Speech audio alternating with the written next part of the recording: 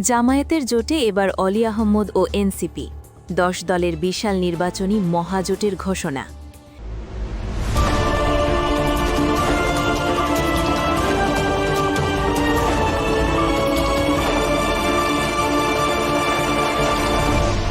Channel CB.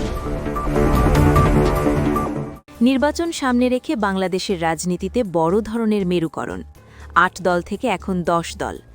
জামায়াতে ইসলামীর নেতৃত্বাধীন নির্বাচনী জোটে যোগ দিল কর্নেল অলি আহমদের এলডিপি এবং ন্যাশনাল সিটিজেন পার্টি বা এনসিপি। আজ বিকেলে জাতীয় প্রেস ক্লাবে এক জনাকীর্ণ সংবাদ সম্মেলনে এই ঘোষণা দেন জামায়াতের আমির ডাক্তার শফিকুর রহমান। তিনি জানান, আগে থেকেই ৮টি দল একসাথে কাজ করছিল।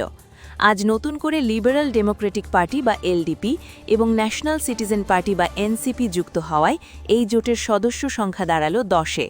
এই জোটে জামায়াত ছাড়াও রয়েছে ইসলামী আন্দোলন বাংলাদেশ, খেলাফত মজলিস, বাংলাদেশ খেলাফত মজলিস, নেজামে ইসলাম পার্টিসহ বেশ কিছু সমমনা দল। ডাক্তার শফিকুর রহমান জানান, ইতিমধ্যে বেশ কিছু আসনে প্রার্থী ও আসন ভাগাভাগি নিয়ে দলগুলোর মধ্যে ফলপ্রসূ আলোচনা হয়েছে। তারা প্রতিটি আসনে একক প্রার্থী দেওয়ার লক্ষ্য নিয়ে এগোচ্ছেন। সংবাদ সম্মেলনে এলডিপি প্রধান কর্নেল অলি আহমদ বীর বিক্রম উপস্থিত থাকলেও এনসিপির কোনো প্রতিনিধিকে দেখা যায়নি। রাত ৯টায় এনসিপি আলাদা সংবাদ সম্মেলনের মাধ্যমে তাদের অবস্থান পরিষ্কার করেছে।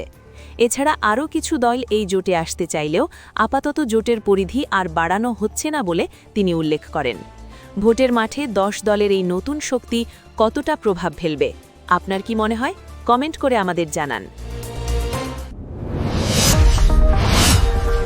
Subscribe now for daily news and updates.